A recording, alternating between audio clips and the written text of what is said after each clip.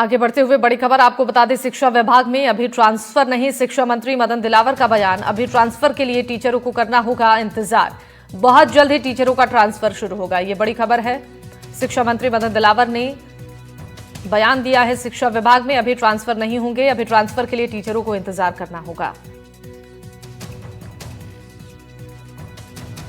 शिक्षा मंत्री ने कहा है कि बहुत ही जल्द टीचरों का ट्रांसफर शुरू होगा। ये बड़ी खबर, शिक्षा मंत्री मदन दिलावर ने बड़ा बयान टीचरों के ट्रांसफर को लेकर दिया है। बाबूलाल सरोज हमारे सहयोगी जुड़ गए इस पर जानकारी देने के लिए। जरा ये बताइए, शिक्षा मंत्री ने जो बयान दिया है शिक्षकों के ट्रांसफर को लेकर, इस बयान में क्या कुछ कहा गया है? देखिए शिवानी, आपको मैं बता दूं कि मदन दिलावर आज सीकर जिले के दौरे पर हैं और सीकर जिले के लक्ष्मणगढ़ में वंदे गंगा जल अभियान के तहत कार्यक्रम में भाग लेंगे।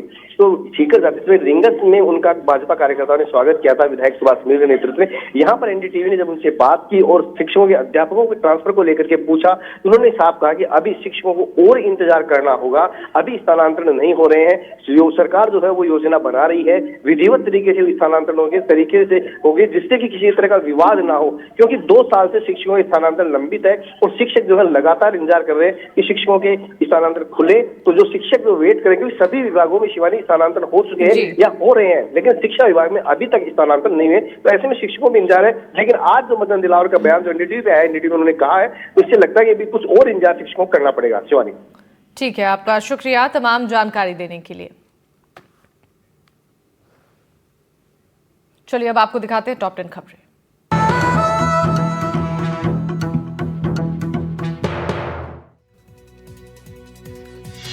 भारत और कनाडा फिर करेंगे उच्चायुक्तों की नियुक्ति। प्रधानमंत्री मोदी और कनाडाई पीएम की मीटिंग के बाद बड़ा ऐलान।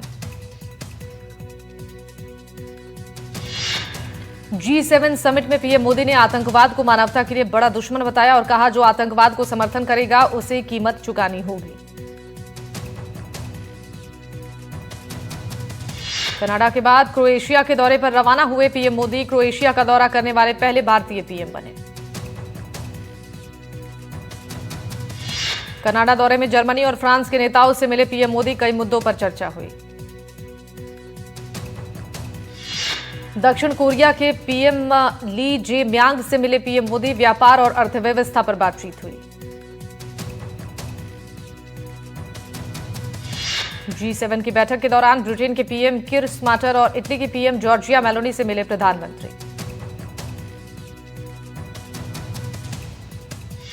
एयर इंडिया की मुश्किलें बरकरार, 24 घंटे में 7 इंटरनेशनल उड़ानें रद्द। सैन फ्रांसिस्को मुंबई फ्लाइट में आई समस्या।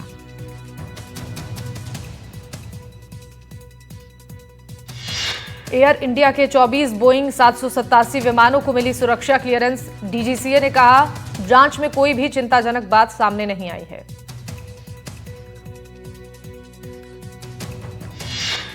राजा और सोनम का दूसरा वीडियो भी आया सामने। राजा की हत्या में शामिल 3 आरोपी आकाश, विशाल और आनंद साफ देखे जा सकते हैं। गुजरात के कई इलाकों में भारी बारिश से आई बाढ़। भावनगर में तेजी से बिगड़े हालात, कई कार, ऑटो और टेम्पो बह गए।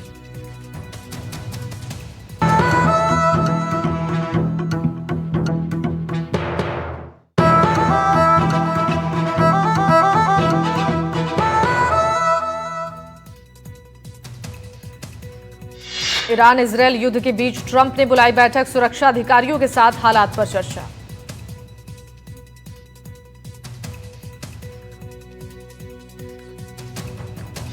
अमेरिका ने इजरायली दूतावास किया बंद। डोनाल्ड ट्रंप ने बुलाई इमरजेंसी मीटिंग। इजरायल के साथ युद्ध में कूद सकता है अमेरिका। अमेरिकी राष्ट्रपति ट्रंप का बड़ा बयान, कहा, हमें पता है कि ईरान का सुप्रीम लीडर कहां है, लेकिन फिलहाल उसे मारने नहीं जा रहे। ट्रंप की धमकी के बाद आया खामनेई का जवाब। एक्स पर पोस्ट में लिखा, कभी भी नहीं करेंगे इजरायल से सुलह। ईरान के हमले में हाइफा पोर्ट सिटी में भारी नुकसान। स्थानीय लोगों ने कहा, ये कई इमारतें यहां पर तबाह हुई, बड़ी संख्या में लोग घायल हुए। ईरान के हमलों में इजरायल में अब तक 24 लोगों की मौत, 500 से ज्यादा घायल। ईरान ने 370 मिसाइलों और सैकड़ों ड्रोन से हमला किया। केन्या में ब्लॉगर की मौत के विरोध में हिंसक प्रदर्शन, भीड़ ने पुलिस पर किया पथराव, पुलिस हिरासत में हुई थी मौत। क्रोएशिया के पश्चिमी तट पर आया भीषण तूफान, कई जगह पेड़ गिरने से हादसा, गाड़ियों को भी नुकसान पहुंचा।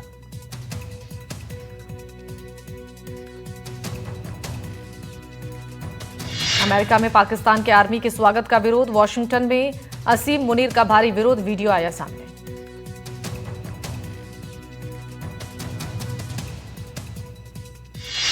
मुनीर के विरोध में पाकिस्तानी प्रदर्शनकारियों ने नारे लगाए, असीम मुनीर को मास मर्डरर और पाकिस्तान का कातिल तक कहा।